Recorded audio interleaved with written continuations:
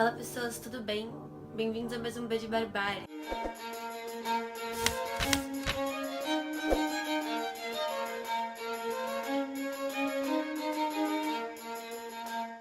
Bom pessoal, a gente vai falar então hoje do filme Leopardo, baseado na obra do Giuseppe Tomasi de Lampedusa, para concluir com chave de ouro o projeto Lendo Leopardo. Esse filme tem 3 horas, eu acho que é mais do que o suficiente para pegar ali toda a narrativa. Pessoalmente, eu acho que para um bom leitor, existem 2 tipos de adaptação.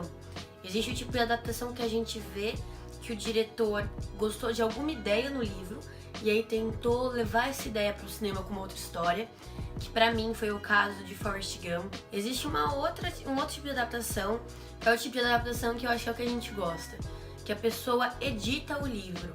É claro que muitas vezes alguma parte do livro que a gente gostou muito é editada, mas às vezes é necessário. E como eu disse lá na resenha do livro, esse livro não passou por uma edição, ele foi publicado ipsis literis.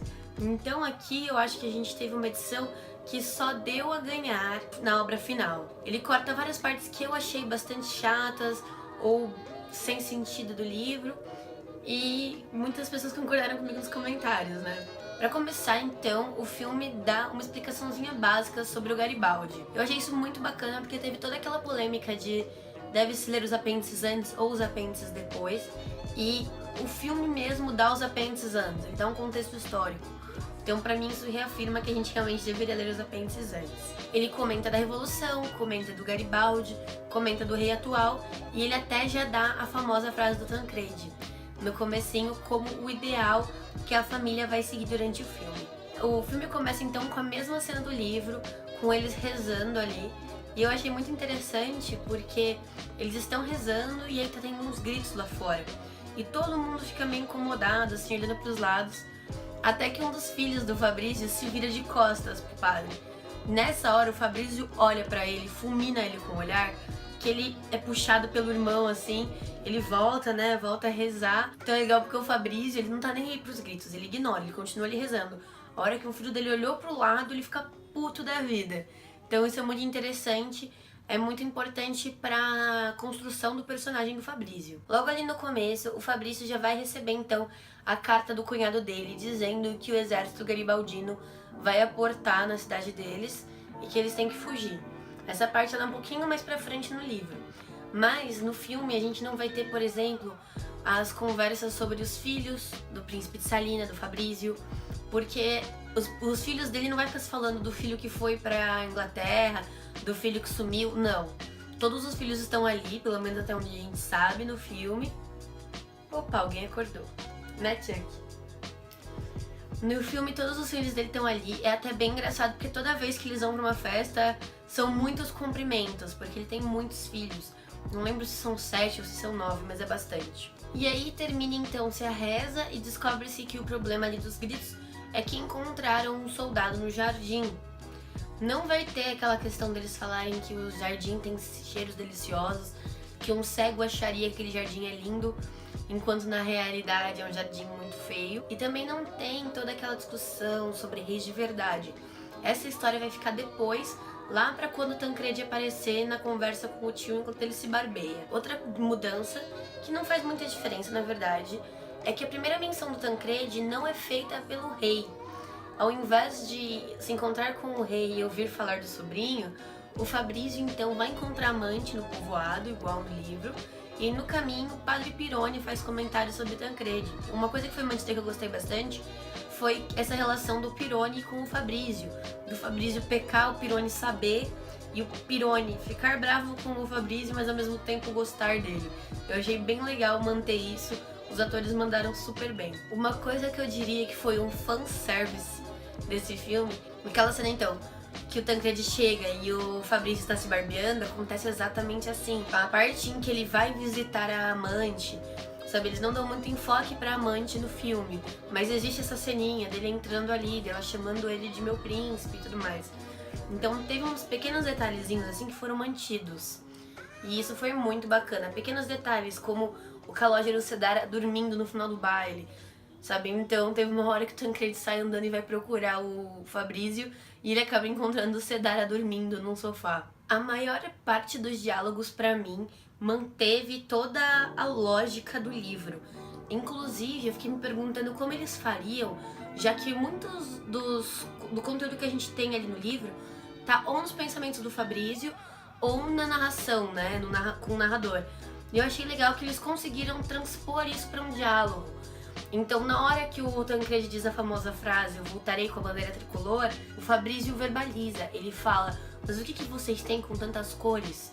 O que há de errado com nossa bandeira branca e nossos lírios? Então isso é dito, não lembro se pelo narrador ou se é um pensamento do Fabrício, mas isso não é dito no livro, e aí na história ela é dita. Então o telespectador tem uma visão geral do que está acontecendo. Uma outra cena em que isso acontece é na cena do escritório, durante o baile, enquanto o Fabrício está olhando o quadro do Greuze. Eu fiquei pensando nisso, quando eu escrevi os textos para esse projeto, eu vi a foto do Fabrício admirando o quadro. E eu fiquei pensando, poxa, mas essa parte ela é importantíssima, mas tem muito pensamento, tem muito narrador, como que eles vão fazer? Então na hora que o Tancredi entra, o Fabrício verbaliza os problemas dele. O Tancredi pergunta, você está cortejando a morte? E o Tancredi começa a falar o que ele pensa, começa a falar exatamente como no livro. Será que vai ser a mesma coisa que aquele quadro? Com certeza ele não estará tão bem vestido, ele sabe como é a agonia dos que sofrem. Então isso foi muito legal. Todas as informações conseguiram chegar no telespectador. Em momento nenhum eu me senti privilegiada por ter lido o livro e saber algo que quem viu o filme somente não teria, entendeu? Uma coisa que tem a mais no filme é a cena de combate. No livro, a gente tem o combate e o exército garibaldino como força motriz, mas ele não aparece. No filme aparece uma cena em que os garibaldinos estão entrando na cidade e tem 3 pontos bastante interessantes dessa cena. Em primeiro lugar, no primeiro take que tem de cima dos camisas vermelhas, só tem um homem carregando a bandeira tricolor. E essa imagem me lembrou muito o quadro de Delacroix, A Liberdade Guiando o Povo. Depois, quando eles seguem um pouquinho, aparecem outras bandeiras. Mas eu acho que a ideia dessa visão foi isso mesmo. Tem um camisa vermelha com a bandeira tricolor na frente e um pessoal atrás dele. Então, dá a entender que as pessoas estão seguindo esse ideal, o ideal da bandeira tricolor, o ideal do ressurgimento. O que eu ia comentar são as atuações exageradas. Em muitas partes do filme isso vai acontecer, mas aqui foi a primeira vez que eu reparei nisso. Logo que o exército do rei chega a cavalo, os garibaldinos abrem fogo contra eles. E uma coisa muito engraçada é que um desses soldados do exército, ele simplesmente fez assim, e eu achei que ele ia cair, achei que ele tinha sido atingido. Não, ele continuou no cavalo. Então assim, eu achei muito engraçado. Isso vai ser muito óbvio de se ver nas atuações da Cláudia Cardinale, né, que é a Angélica, e no ator que faz o Sedara. O Sedara, ele é exageradamente bobo, sabe? Eu fiquei morrendo de dó na maior parte do filme, porque todo mundo ignorava ele, tadinho, sabe? E aquela cara de bobo que ele fazia, assim, me comoveu, sabe? Apesar de ser bastante caricata. A Cláudia Cardinale, por outro lado, é uma mulher sedutora. E aí, o que mais me chamou a atenção foi a quantidade de vezes que ela mordeu os lábios, a quantidade de vezes que ela fazia assim pra câmera. E, eu achei muito bacana, mas ao mesmo tempo muito exagerado. Porque, assim, ok, ela tava olhando sensualmente, mordendo os lábios pro Tancredi, mas em cenas em que a família dele tava em volta. Então eu não consigo imaginar alguém se sentindo bem com essa situação. Outra mudança que faz uma diferença ali na narrativa é que aquele general Cavriagli que aparece no final, dando em cima da Concetta porque o Tancredi levou ele pra lá, ele aparece agora, ele aparece antes da Angélica. E ele se apaixona pela Concetta agora. Então mostra que ele volta depois por amor à Concetta. Não porque o Tancredi tentou fazer alguma coisa ali, tentou juntar os dois. Uma coisa que eu gostei também é que eu achei que o diretor foi bastante cuidadoso em algumas coisas. Assim que a família do Dom Fabrício chega, a Dona Fugata, mostra uma cena bem distante e todas as pessoas indo em direção à carruagem da família.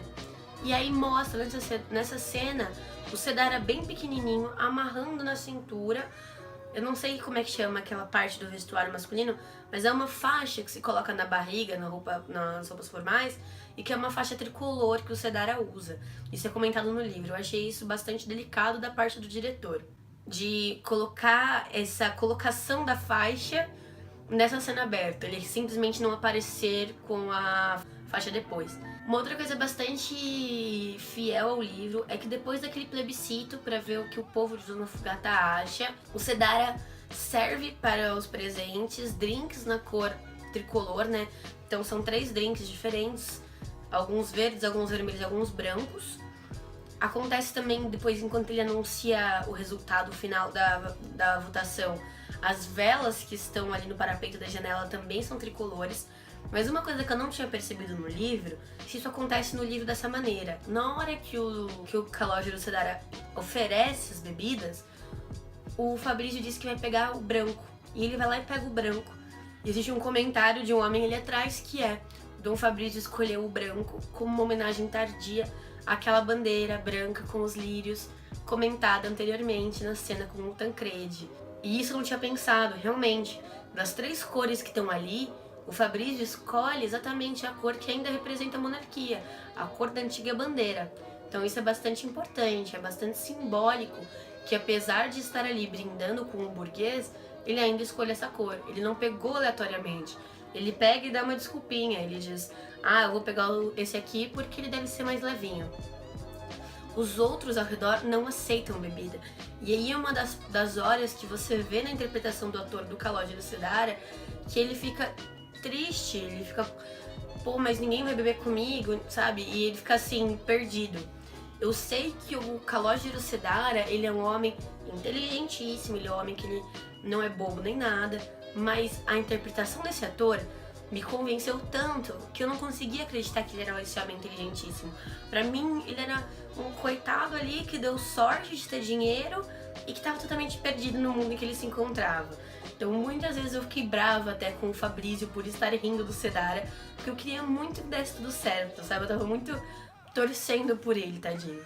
Uma frase do filme que eu acho que reforça muito aquela ideia do Tancredi de que para que as coisas continuem como estão é preciso que tudo mude, é quando o Dom Cício tá conversando com o Fabrício, eles estão falando sobre o plebiscito e tudo mais.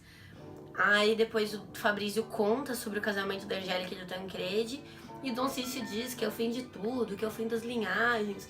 E aí o Fabrício olha pra ele e diz: não, esse casamento não é o fim de nada, é o começo de tudo. Então é aquela ideia de recomeço, de que saiu a monarquia, entra a monarquia constitucional. Saiu a monarquia constitucional, entra tal coisa. E aquela questão da repetição da dominância, sabe? Sempre vai haver uma classe que está tendo domínio político, domínio social, domínio econômico. E que o que eles estão fazendo, na verdade, é um casamento para manter-se essa ordem, para manter-se nessa classe dominante. Uma grande mudança que eu achei que foi bastante bacana nesse filme é que aquela cena em que chega um homem de Turim, que é o Chevalier, e o Dom Fabrício fica contando pra ele umas histórias de terror ali da Sicília, uma história de assassinato, porque ele é muito medroso. Essa cena acontece numa mesa de jogo, eles estão jogando cartas, e aí tá o filho do Fabrício, tá o Tancredi, tá um monte de gente ali, tá o Padre Pirone, e cada um vai contando uma história de um assassinato e tudo mais, e você vê aquele homem ficando desesperado. Foi muito bacana, eu gostei muito dessa atmosfera, porque virou um joguinho entre amigos ali. Todos sabiam que o homem era medroso e eles estavam se aproveitando da situação. Algumas partes são cortadas totalmente desse filme. Por exemplo, não existe a ida do Padre Pirone visitar sua família, não existe o capítulo em que a Concetta e as irmãs estão velhas, não existe o capítulo da morte do Fabrício. O filme ele acaba no baile. O baile acontece, a Concetta fica chateada com o Tancredi, porque o Tancredi tá falando das mortes e tudo mais. O Dom Fabrício se sente mal, e aí então o filme termina com o Calogero, o Tancredi e a Angélica numa carruagem. Eles escutam os tiros ali no final, que é o fuzilamento dos homens que desertaram do exército garibaldino. Isso não tem no livro, mas eu achei bem bacana. Eles escutam o barulho e fazem comentários de que isso é necessário para que se haja, sabe, uma democracia, para que não exista a anarquia. E a gente vê o Dom Fabrício indo embora a pé, com todos os questionamentos dele, olhando para o céu, olhando para as estrelas, que é algo que ele conhece. De modo geral, eu gostei bastante desse filme. Se eu pudesse, eu mudaria apenas a interpretação caricata. Eu gostaria que tivesse sido algo mais sério. Mas ainda assim foi um filme incrível. As atuações são muito boas, principalmente do Burt Lancaster, né? Que é o ator principal que faz o Fabrizio. Mas eu super indico. Acho que é isso, gente. Espero que vocês tenham gostado. Agora eu vou me despedir do nosso projeto Lendo Leopardo. Espero que vocês continuem aqui no canal, continuem aproveitando do conteúdo. Se vocês gostaram, clica no joinha lá embaixo. Ajuda bastante a divulgar o canal quando vocês fazem isso. Se inscreve também clicando na bolinha com o meu rosto que aparece por aqui, para ver mais conteúdo que eu produzir no futuro. E aproveitem os videozinhos que eu sempre coloco aqui do lado, com os conteúdos que eu já produzi e que vocês podem gostar também. Um beijo e até a próxima!